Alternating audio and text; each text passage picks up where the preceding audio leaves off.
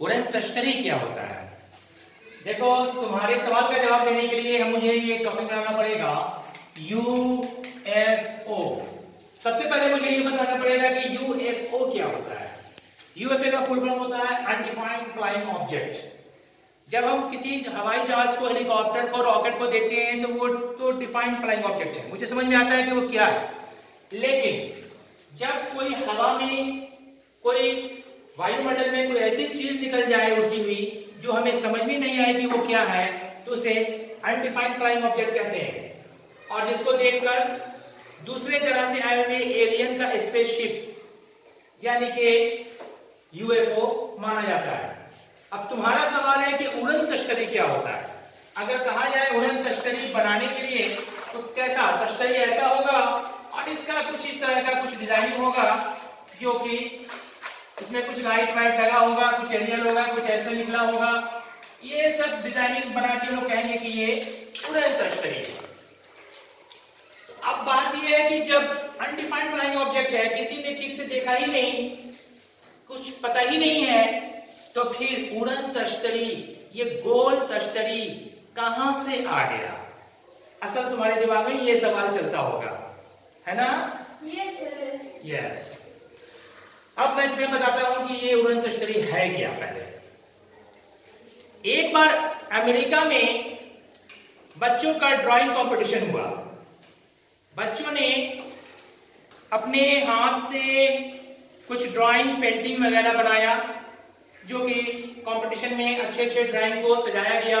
बड़े बड़े लोग आए, सब लोगों ने देखा, सराहा। उसमें एक ड्राइंग था, एक बच्चे का एक पेंटिंग था जो कि वो उड़न तश्तरी था। ये बहुत पुरानी बात है, उस जमाने में इंटरनेट भी नहीं था। उसी जमाने में अमेरिका के एक स्कूली बच्चे ने दूसरे ग्रह के एलियन का स्पेसशिप को इमेजिन करते हुए, तखय्युल करते हुए उड़न तश्तरी बनाया था। अब ये देखने वाली बात है कि जो भी जहाज होता है, रॉकेट होता है, वो सब पतला और लंबा होता है, लेकिन इसको गोल बनाया गया था। हालांकि ऐसा नहीं होना चाहिए, लेकिन बच्चे के तखय्युल को सराहा गया और इस वजह से ये बच्चा इस कंपटीशन में टॉप कर गया। इसके उड़न तश्तरी के ड्राइंग को फर्स्ट प्राइज मिला। अब फर्स्ट प्राइज मिलने की वजह से क्या हुआ कि उसका ये ड्राइंग सारे अखबार और मैगजीन में छप गया, प्रकाशित हुआ, सभी ने देखा, सभी को बहुत अच्छा लगा। और अमेरिका में जो होता है वो पूरी दुनिया में न्यूज बन जाता है। हमारे यहाँ भी ये न्यूज आ गया। उस वक्त हम लोग भी स्कूल में ही थे। अब चूंकि ये सबको अच्छा लगा तो अमेरिका के हॉलीवुड को भी अच्छा लगा। हॉलीवुड ने अंतरिक्ष के यान को हमेशा उड़न तश्तरी के रूप में दिखाया। एक बात याद रखना, क्लियर वे में किसी को पता नहीं है कि क्या कभी अंतरिक्ष से कोई यान धरती पे आया था भी या नहीं। सोचने वाली बात है कि इतने साल से हमारे अंतरिक्ष में हजार तरह के सैटेलाइट घूम रहे हैं। हब्बल दूरबीन 20 साल से सेट है अंतरिक्ष में। अभी हाल में जेम्स वेब टेलीस्कोप भी गया है, जो दूसरे गैलेक्सी को का सीन भी बहुत अच्छा से दिखा देता है।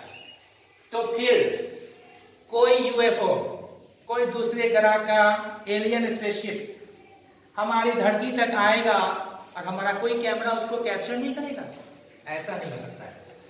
इसका साफ मतलब है कि जिसके समझ में नहीं आता है फ्लाइंग ऑब्जेक्ट, वो यूएफओ बन जाता है और उसको किसी ने साफ देखा भी नहीं।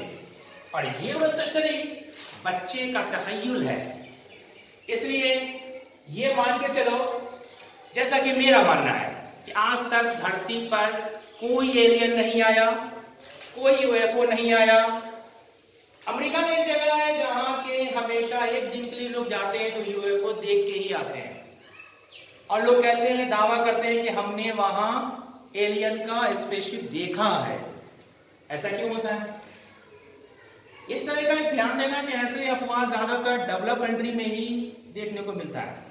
जब तक चीन पिछड़ा हुआ था वहां ये सब न्यूज नहीं मिलता था। जब से चीन आगे बढ़ गया है तो चाइना के लोगों ने भी यूएफओ देखना शुरू कर दिया है। तो अमेरिका में जहां हमेशा देख के ही आते हैं, वो जगह टूरिस्ट प्लेस बन चुका है।